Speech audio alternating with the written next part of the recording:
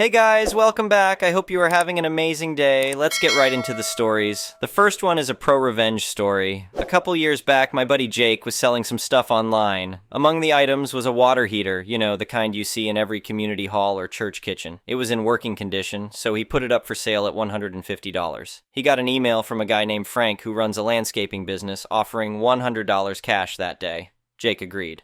2 weeks later, Jake received an email saying the heater wasn't working.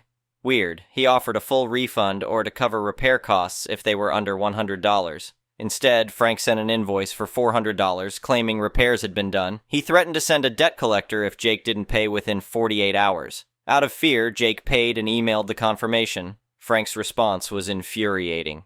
"This is sometimes the price you pay when selling secondhand electronics. Have a great day. Don't let this hold you back." About a month later, Jake was at a local bar when he overheard a girl talking about her boss, who runs a landscaping firm, screwing over some idiot selling a water heater. Jake approached their table. "Hey, mind if I join you?" "That story sounds wild," Jake said. The girl, Sarah, replied, "Sure, pull up a chair. You won't believe what my boss did." Sarah explained how her boss bought a broken water heater from a second-hand store for $25 and a working one for $100. He then billed the seller for repairing the broken one before selling it to a community group for $300. Jake asked, "Wow, that's crazy. Who is this guy? I want to make sure I never hire him for my yard." Everyone laughed and Sarah revealed the company name. It matched the email of the guy Jake sold the water heater to. He was the idiot in the story. Jake was furious, but then COVID hit and he had other things to worry about. Fast forward to late 2023, Jake was browsing the same website where he sold the water heater. He spotted a bunch of landscaping materials: shovels, gardening stuff, wheelbarrows, lights for night work, drills, nail guns, some construction materials, and a generator. In Jake's area, selling a generator requires a warrant of fitness, WOF, proving it works safely with no frayed wires, etc. Most people ignore this rule. Jake could tell just by looking that this generator, being sold by Frank's landscaping firm, wouldn't pass a WOF inspection. Jake hatched a plan. He talked to his roommate, Mike, who agreed to go 50/50ths on the generator, but would transfer the money. When they went to pick it up, Jake hung back. Frank, an old grumpy-looking man who enjoyed yelling at his employees, had clearly emptied out his storage unit. He was adamant about his as-is, no-refund policy. Mike showed him the transfer confirmation, and they took the generator for $800. No WOF was provided. They took it to their electrician friend Tom for inspection. Tom's verdict was grim. It'd be cheaper to buy a new generator. Honestly, this shouldn't have been sold. It should have been scrapped. They also noticed the main identifier number had been scratched off, but a second, less-known number was still visible. Jake and Mike contacted Frank about the repair costs, around $5,000. Frank promptly replied, "As is, no refund." They asked, "Do you have the warrant of fitness for this generator?" Silence for 2 days. They followed up and Frank offered to take it back for $800. They refused, insisting on seeing the WOF. No response. They emailed him daily for 2 weeks. Nothing. So they reported him to the website and the government, armed with screenshots of the original listing. 4 months later, Jake found himself in court. Frank approached him before the hearing. "Listen here," Frank growled. "You're going to take the $800, drop this whole thing, and tell the judge it's all sorted. Got it?" Jake stood his ground. "No, I don't think I will." In the courtroom, things moved quickly. The government inspector stated that the generator was in poor condition, unsafe, and shouldn't have been sold. Moreover, Frank had tried to get a WOF in early 2023, but was told to repair or scrap it, not sell it. The judge ordered Frank to refund the $800, pay $5,000 for repairs and a $10,000 fine, all to be given to Mike as the affected party. Outside the courtroom, Frank was livid. "I don't understand what I've done to deserve this," he shouted. Jake smiled and said, "Remember the water heater, Frank? The one you bought for $100? I sold it to you, and I know you had a different one repaired and invoiced me for it." Frank's jaw dropped. Jake continued, "It's a pain when what goes around comes around, isn't it? Especially with interest. You have 48 hours to pay, or a debt collector will be contacted. Remember, this is sometimes the price you pay when selling second-hand electronics. Have a great day. Don't let this hold you back." 2 days later, Frank paid the $15,000. Jake and Mike split the $10,000 50/50ths, using it for rent and study expenses. They got the generator repaired, obtained a WOF, and sold it for $1,000 with a new identifier number. To celebrate, they went out for a fantastic dinner and a night on the town. The next one is an entitled people's story. When I bought my first house last year, I was so excited to finally have a place to call my own. After years of renting crappy apartments, I'd saved up enough for a down payment on a modest 3-bedroom in a nice suburban neighborhood. The house needed some work, but I was ready to roll up my sleeves and turn it into my dream home. What I wasn't prepared for was dealing with the neighborhood homeowner association. Now, I'd heard horror stories about overbearing homeowner associations, but I figured they couldn't all be that bad. Boy, was I wrong. It started the day I moved in. I was unloading boxes from the U-Haul when a woman in her 50s marched up my driveway like she owned the place. "Excuse me," she said in a shrill voice, "but you can't park that eyesore in the driveway overnight. All vehicles must be in garages after 7 p.m. I blinked at her, confused. Hi, I'm Jake. Just moving in today. The truck will be gone by tonight, I promise." She pursed her lips. "Well, see that it is. And you'll need to submit paint samples before you change the exterior color. That peeling beige simply won't do." Before I could respond, she spun on her heel and marched off. Welcome to the neighborhood, I guess. Over the next few weeks, I tried my best to fix up the place while staying under the homeowner association radar. But it seemed like every time I so much as picked up a hammer, one of the homeowner association busybodies would appear to nitpick. There was Sharon, the president, who loved nothing more than measuring grass with a ruler and issuing $50 fines for being 1/4 inch too tall, and Barb, the treasurer, who had a vendetta against any paint color that wasn't beige or gray. Don't even get me started on Marge. That woman spent her days peering out her curtains on the lookout for any violation she could report. God forbid you leave your garbage can at the curb 5 minutes past pickup time. I did my best to follow their Byzantine rules, but it felt like fighting a losing battle. Every week brought a new violation notice or passive-aggressive reminder about homeowner association policies. The final straw came when I decided to repaint my front door. The old red paint was chipped and faded, so I figured a fresh coat would spruce things up. I chose a nice forest green that I thought complemented the house nicely. Big mistake. I'd barely finished the first coat when Sharon came storming up, waving a copy of the Homeowner Association bylaws. "What do you think you're doing?" she screeched. "Article 7, Section 3 clearly states that all exterior paint colors must be approved by the board." I took a deep breath. "I'm sorry. I didn't realize. It's just the front door. I thought..." "You thought wrong." She cut me off. "That color is completely unacceptable. You have 24 hours to repaint it an approved color or face a $500 fine." That was it. I'd had enough of their petty tyranny. It was time to fight back. I spent that night poring over the homeowner association bylaws, looking for any loophole I could exploit. And then I found it. My golden ticket. The next morning, I marched down to the hardware store and loaded up my cart. Paint, lumber, nails, the works. Time for some malicious compliance. I started with the mailbox. Article 4, Section 2 stated that all mailboxes must be black or white. So I painted mine with black and white zebra stripes, technically following the rules. Next came the lawn. The bylaws specified grass must be under 4 inches tall, with no mention of flower beds. So I tore up half the grass and planted the gaudiest, most colorful wildflower mix I could find. For the exterior paint, I found that while colors needed approval, there were no rules about patterns. Cue me painting the entire house in a eye-searing black and yellow checkerboard. The cherry on top was the front door. I carefully painted each individual slat a different neon color. It looked like a rainbow had vomited on my porch, and I loved it. Predictably, the homeowner association. Karens lost their minds. Sharon practically had an aneurysm when she saw what I'd done. But here's the beautiful part. There wasn't a damn thing they could do about it. I'd followed every rule to the letter.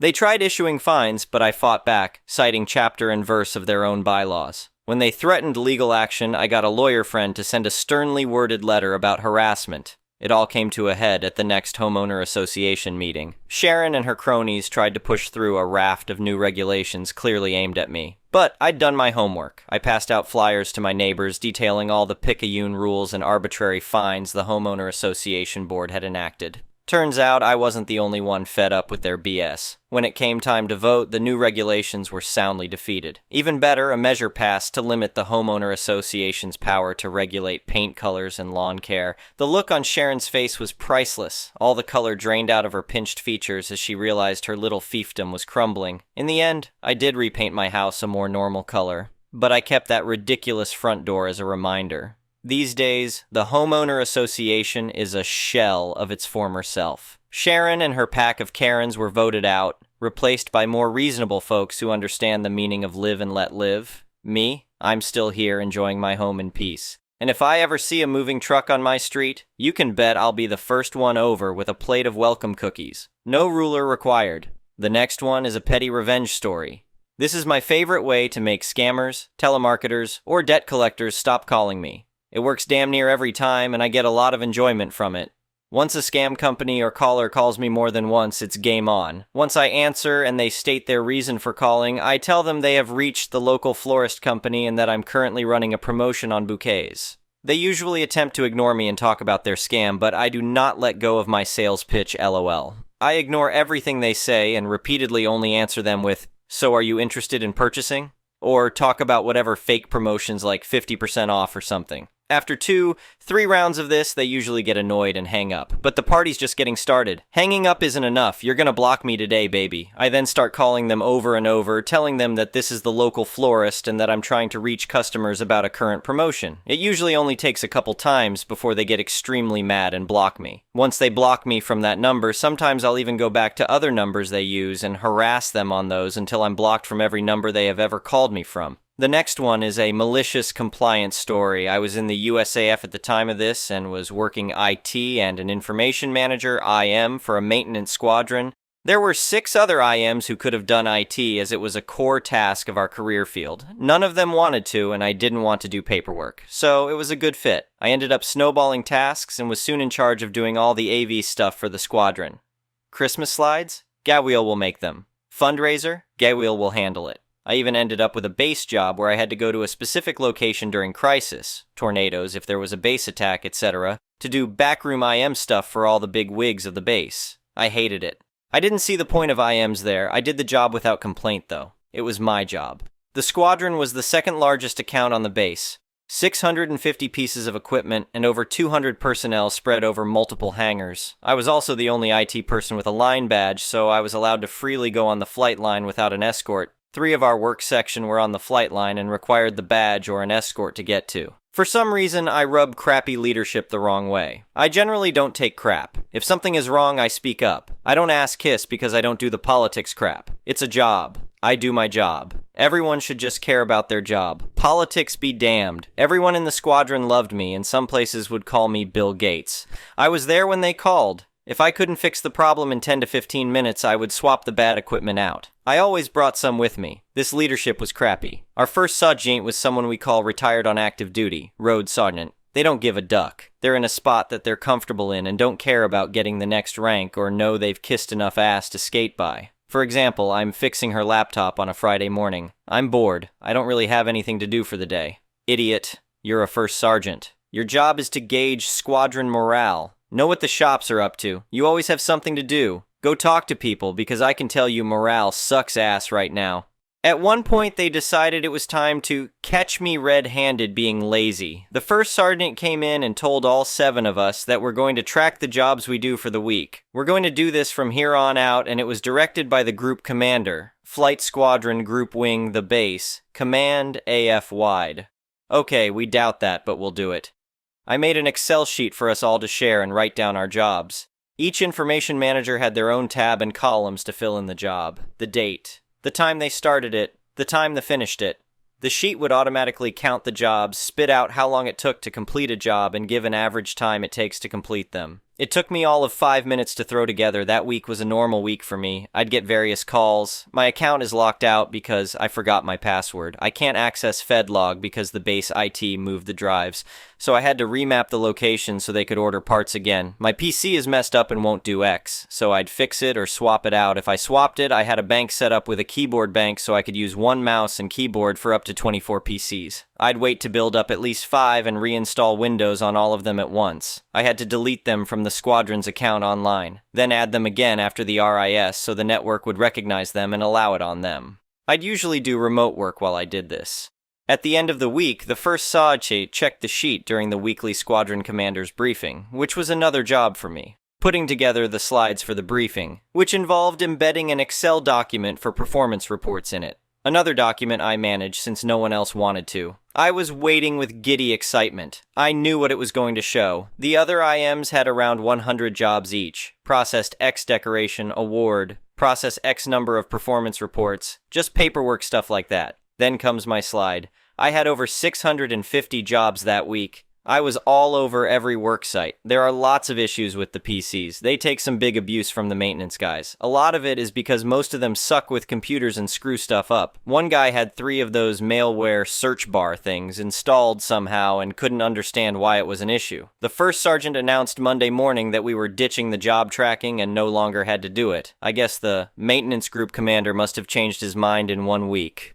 The next one is an entitled people's story. I'm a 29-year woman and my mother and I have had our problems. Just like many other toxic mother-daughter relationships, I left home as a teenager to escape the abusive environment our home had become. I moved in with a friend in a different state, which also didn't end super well, but that's a story for a different post, and continue to keep communication open.